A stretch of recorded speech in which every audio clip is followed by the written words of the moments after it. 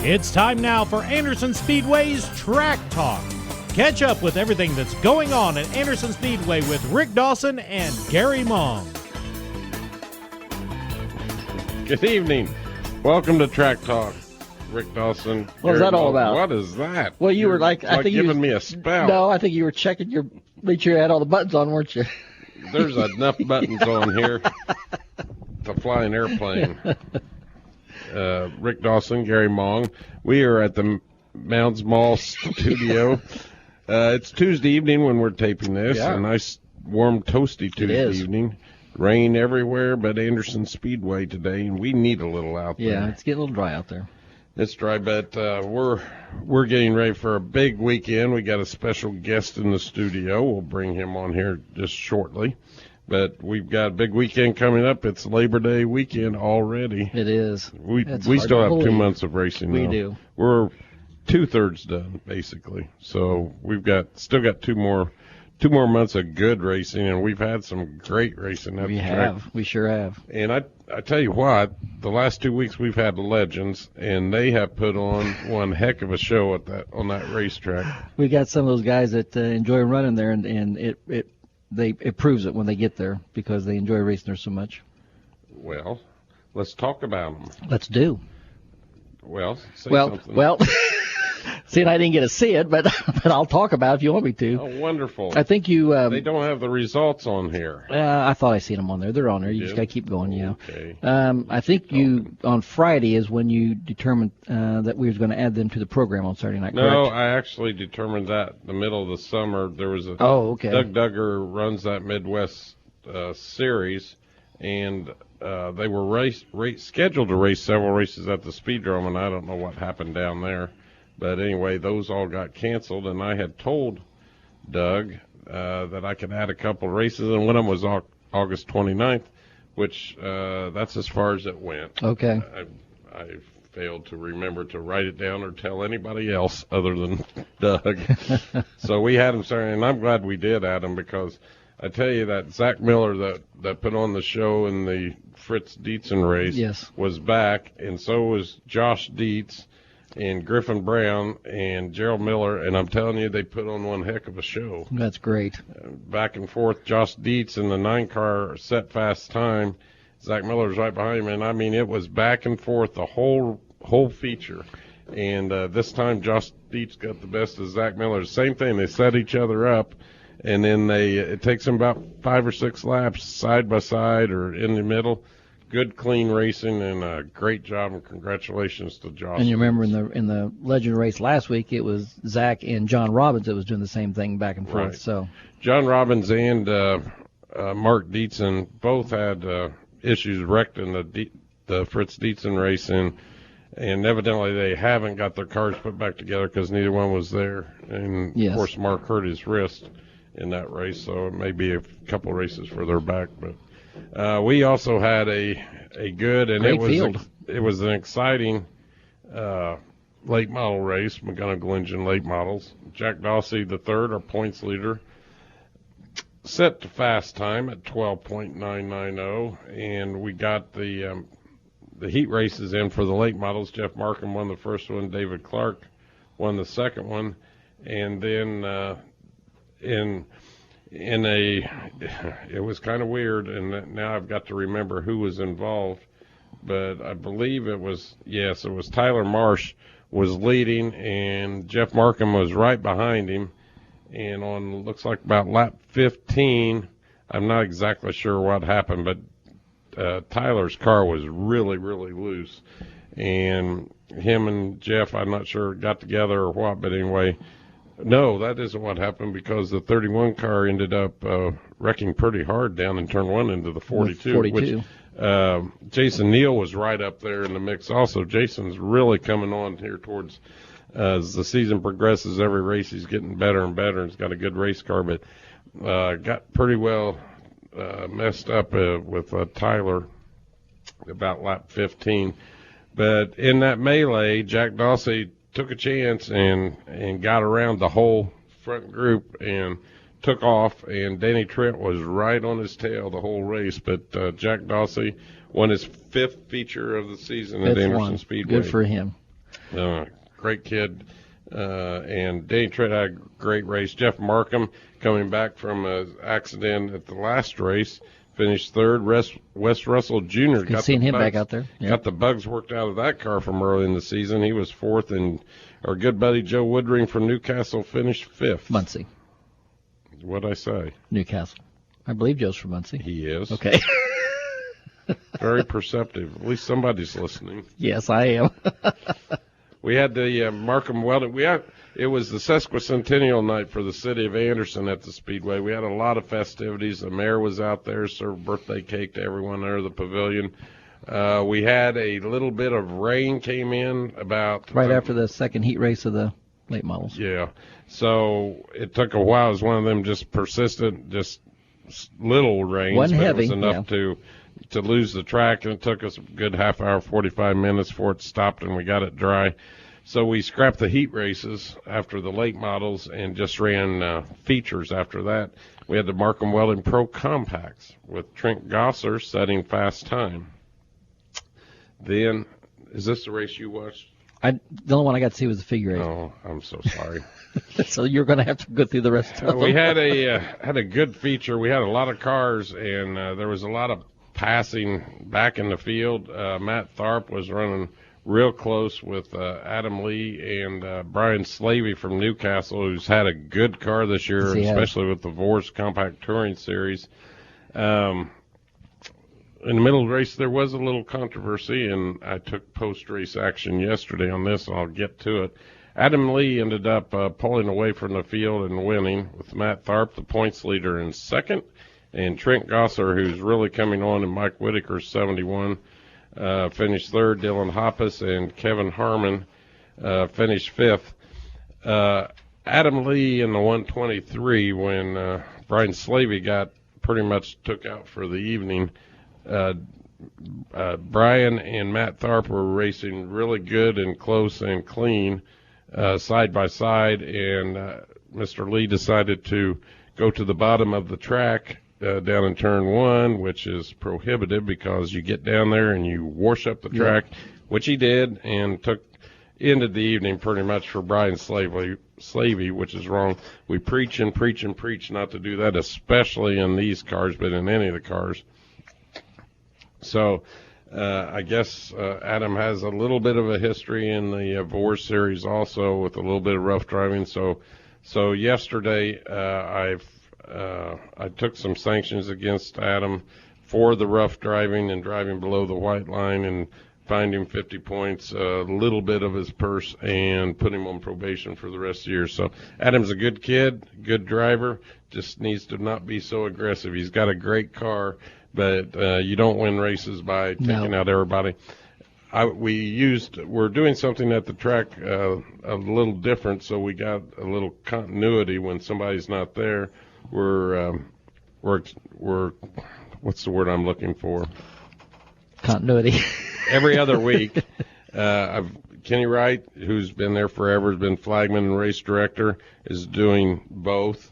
You have done both. Ed Faust, who's been our safety director forever, is doing both. And last week we put Mike Orbick, who you know him from down in turn one, was up in the tower, and that incident actually happened down in turn one where it's hard to see from the tower. And Kenny was looking somewhere else, but some of my other officials actually seen what happened, and that's why we took the action we did later. And hopefully that'll prevent it from happening again. I know Adam won't, and hopefully some of the other drivers will do it. But it seems to be working. You and Kenny and Ed and Mike are all doing a great job, and gives me a little more comfort. And, of course, we got Jeff Chu now back in tech, doing a phenomenal job working with several of the issues we had, especially with the figure eight cars, and it's come up with some great ideas. So got that going. Then we had the Hart's Auto figure eights. Jeff Swinford set fast time, and Jeff Swinford won the race. Ronnie Rose was back. Glad to have him, and the Milners back at the Speedway. Nick Warner finished third. Sean Collin was in Larry Swinford's car, finished fourth, and Bruce McFall finished fifth. I did get to see this one from the turn three ramp there, and that was one of our better Hart's Auto Figure Eights of the season. There are a lot of crossover action going on in that race there. 30 green flag laps, but man, the crossover was really busy this time around. So they put on a great show. And we're starting to get some feedback on some more cars that might be coming. Good. There've been a lot of questions out. I'm going to allay those concerns now. We are going to have the figure eights back again next year. With Jeff in the back and tech, we're working on the rule configurations and trying to make it accommodating for more cars. With rules and weight and those kinds of things, our goal is to still keep the money out of them. So we're going to do that. But the big announcement that I think I might have made last week, but I'm going to make it again now, is next year we are bringing back the Thundercar division. I give Jeff Chu the prior rules. He's looking at those this week and is going to get them back to me in the near future. So hopefully we'll have our whole rules package out pretty quickly. But been a lot of demand for those, and we're looking forward to having the Thundercars back. Shows. I have added 2 Thundercar races for this year. One, just a regular 30-lap feature. I believe it is on September 26th. Yes. And that's our season championships for our front-wheel drives, or for our Pro Compacts and Thunder Roadsters. And figure eights. And the figure eights, Hart's Auto figure eights. Yes, Hart's Auto figure And then on, I believe it's the 17th of October, on our Night of Thrills, I've got a 100-lap feature for the Thunder cars. So we should have quite a few on that one. I'll have more information out on that hopefully next week, entry forms, purses, the whole 9 yards. So if you got a Thunder car, get her together. You want to get the bugs out of it, bring it out for that feature. On the 26th of September. This Friday night, this is for all competitors, not just the ones that are running this weekend. We do have an open practice scheduled. Pit gates open at 4. We'll practice from 5 till 8 o'clock, any division. I know we're going to have some wing sprint cars there. We'll probably have a few outlaw figure eights. Front-wheel drives, late models, street stocks, whatever. Anybody that runs at the track. Bring them out this Friday night from 5 to 8, and we'll get you plenty of track time. We're going to take a quick break here a little early because we got our special guest in the studio, and that'll give us plenty of time to talk to him. Yeah, I'm sure he'll have a lot to say. Is that okay with you? He'll have a lot to say. Yeah. Never at a loss for words. No, he's not. You're listening to Anderson Speedway's Track Talk. We'll be right back. Heart attack, stroke, serious injury. A sudden health crisis can happen to anyone at any time. So when bad things happen, choose good people. St. Vincent Anderson Regional Hospital has the area's most advanced emergency care, with a state-designated Level 3 trauma center, an internationally accredited chest pain center for heart attack patients, and advanced certification for primary stroke care.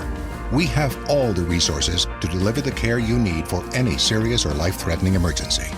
St. Vincent Anderson Regional is the only emergency department in the area with an on-site helicopter. And our $27 million state-of-the-art surgery pavilion opens later this year. Bad things can happen to anyone. Thankfully, good people are ready to help.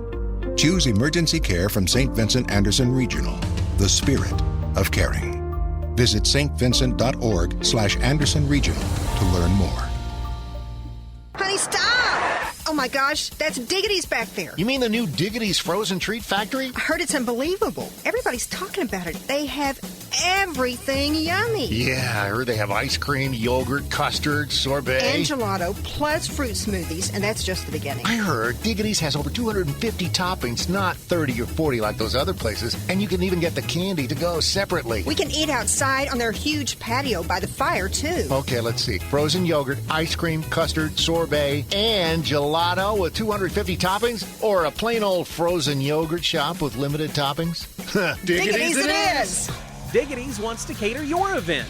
Diggity's can set up at your event inside or out and provide delicious smoothies, frozen cappuccinos, candies, and frozen treats to your guests. Diggity's is perfect for weddings, company picnics, group outings, sporting events, festivals, you name it, just call Diggity's. 765-393-0033 today for more information. MoFab Incorporated, where imagination is the only limitation.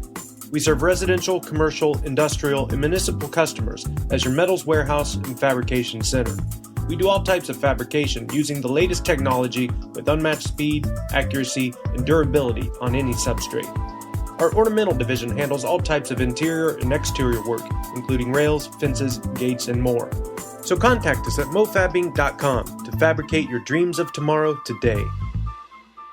You won't believe these deals? They're too good to be true. You cannot miss this special. We're going to give you so much off, you won't believe it. Actual mileage may vary. Price does not include tax, title, and license. Some assembly required. Batteries not included. Objects in the mirror are closer than they appear. Keep in a cooler place. It is highly unlikely that any sentiments expressed above in any way coincide with those of you. Wait, what'd they just say? At Auto Farm McCrocklin Ford in Middletown, we're not here to give you fast-talking deals. We take the time to make sure you understand what you're buying to make sure it meets your budget.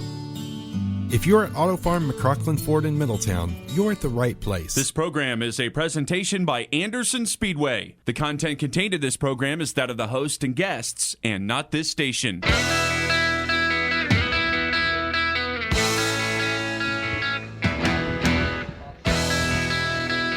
Bob Seeger. Hey, I was turned off. I got it because he had me turned off. We're back to Anderson Speedway's Track Talk. Cheat. Rick Dawson, Gary. It's not cheating until you get caught. I caught you. Number one rule in racing, remember? I watched you push the button. We're back. We got a big weekend coming up this weekend at Anderson Speedway. Let's talk about Sunday night real quickly. Okay. And then we'll get to our guest because he's a part of the show on Saturday. It's our big Labor Day Extravaganza.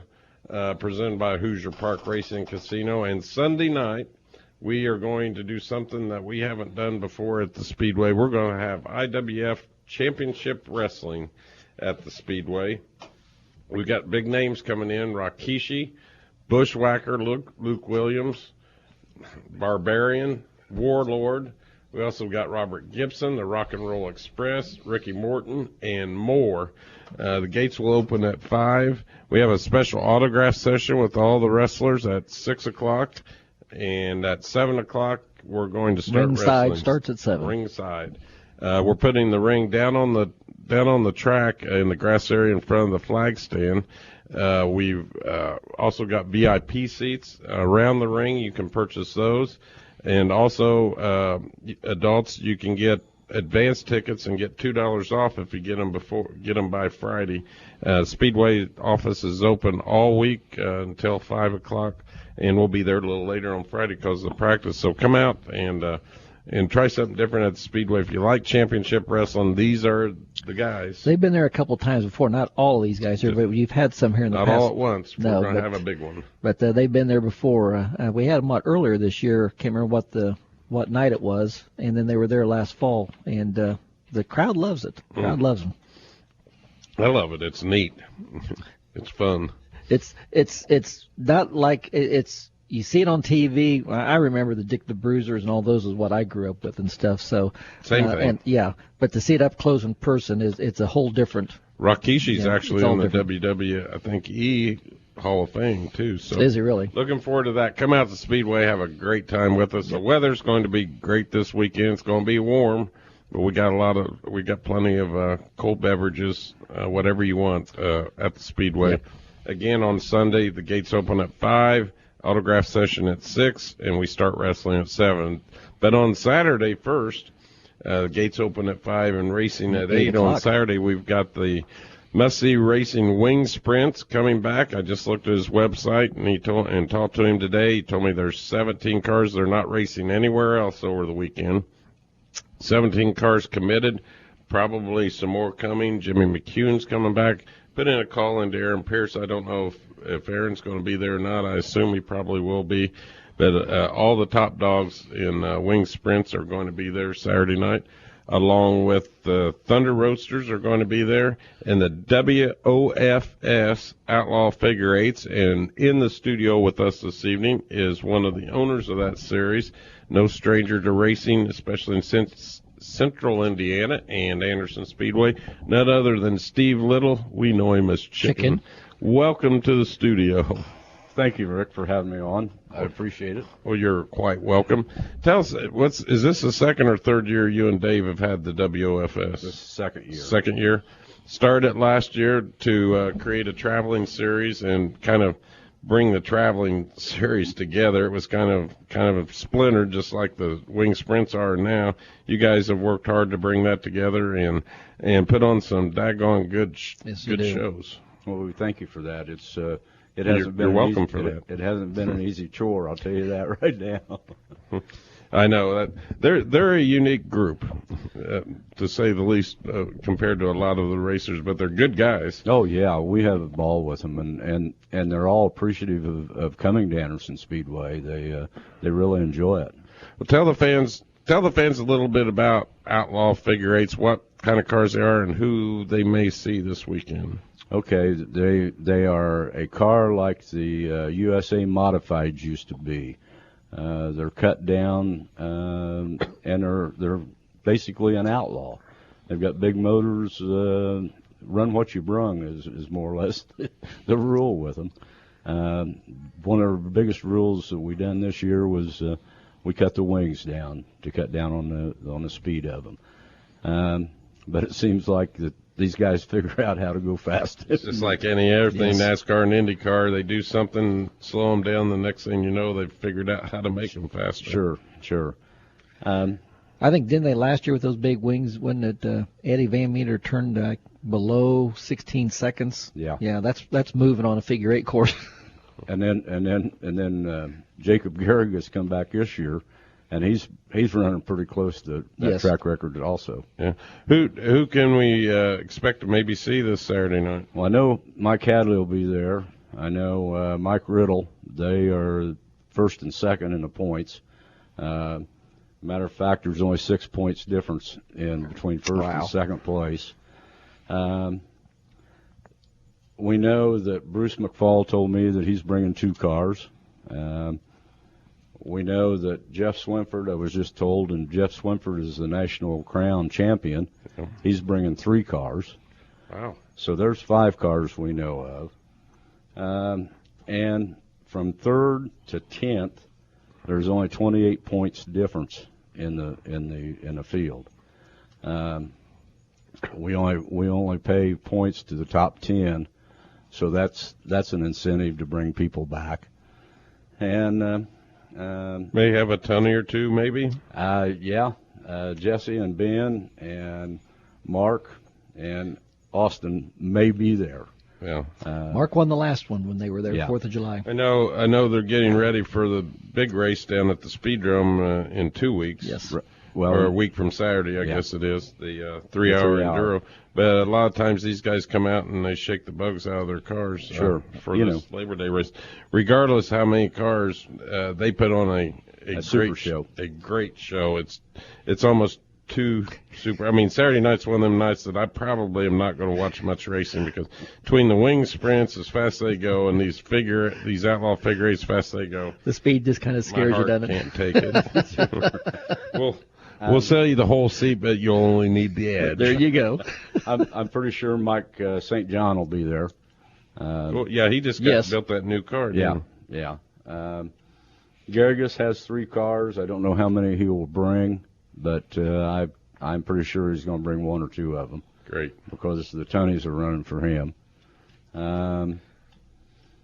Like I said, the 28-point difference in the points from second on or from third on back will bring people in. And I think we have the championship race in October at Anderson Speedway, so Sure do. it may even 10th. be tighter by By then. that time. I know what's the future look like. I know you got a good partner with Interstate Auto Auction came on board to help the series out this year, which was a big boost. That was one of the biggest boosts that we've ever had, and we really appreciate everything that they've done for us. And same as us at Anderson Speedway, not only in the figure eights, but in several things that Colin's done. What's the future looking like for next year? Well, I don't know, really. The one problem that I've found out that this traveling series, there's not that many figure eight tracks left around. Right. And it's awful hard to get these guys to travel. And you know, I really appreciate, and Dave and I both appreciate what you've done for us to let us run on your track. But we had a race in Michigan that we had to pull the plug on because we only had 2 cars showed up. Yeah. But it was a 60% chance of rain that day, and the guys from Indiana down here didn't want to pull all that way. You know, you just don't know what you're going to get into when you start a series like this. you've been around racing a long time, probably longer than I've been alive. I like to tease you about that. Tell us some of the highlights of your career and the things that stick out in your mind. I'm kind of putting you on the spot here. We got a couple minutes. Kind of some of the things that stick out in mind that you've been able to be a part of. Okay, I first started out years ago just running to the racetrack and watching things go on when Joe Helpling had it. And Rex Robbins and I and several guys went to Salem one weekend, and they had a race down there of Volkswagens. And I got to talking to a couple people at work about them, and Wayne Allsball come up and he said, let's build one and you can drive it. So that's how I got my nickname Chicken, because they put a big chicken on the side of the Volkswagen. And that was Wayne's car, or Wayne helped you build it? Wayne and I put it together with his boy, Gary. And I also worked on 2 or 3 ASA cars, Tom Harrington and Tom Jones. And the thing about ASA back in those days was, if you went to a racetrack and they run on Sunday and it got rained out, they run it on Monday. Well, all the people that usually was there had to go back to work the next day. So what we would do is we would take all the crew people and we'd assign how many we had, and we'd figure out how many cars could pit at a certain time. And then we'd have the yellow, they'd come in, pit, they'd go out, and then the next group would come in and would change their tires and fuel them. So that was very interesting back in the day. Yeah, that was fun traveling with ASA to all those racetracks. A couple of them are closed down now. Minnesota State Fair and I-70 racetracks. I don't know if you were ever at either one of those. But I was at Minnesota when they went through. Tom Jones went through and tore the Huey Lewis's band, went through the wall and upside down, tore up all the band instruments. Oh, my gosh. Be fun. Tom was the zero hero. Tom's a dandy. Tom still races a little bit with his boys in legend cars. I haven't seen him this year, but yeah, great guy. Well, Chicken, I appreciate you taking the time to be with us this evening, and we are looking forward to having your group here this Saturday, and always a pleasure and honor. It just wouldn't be the same place without Chicken in the pits at Anderson Speedway. And then his golf cart, souped-up golf cart. Thank you, Rick. I really appreciate you having me on. No problem.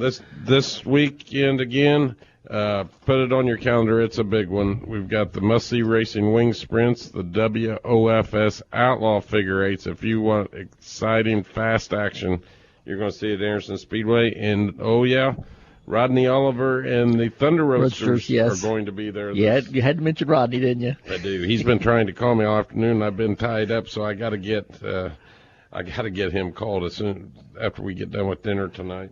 And then Sunday, Championship Wrestling at Anderson Speedway. Rakishi, Warlord Barbarian, Bushwhacker, the Rock and Roll Express, Robert Gibson, Ricky Morton, Warlord, all Sunday night. The gates open at 5. There's an autograph session at 6, and we wrestle at 7. Big weekend at Anderson Speedway. Be safe. Be cool. Hello, Aunt Jenny. And Hope you're doing well. Jenny. Yes. And we will see you at the racetrack. That's right. Have a great week.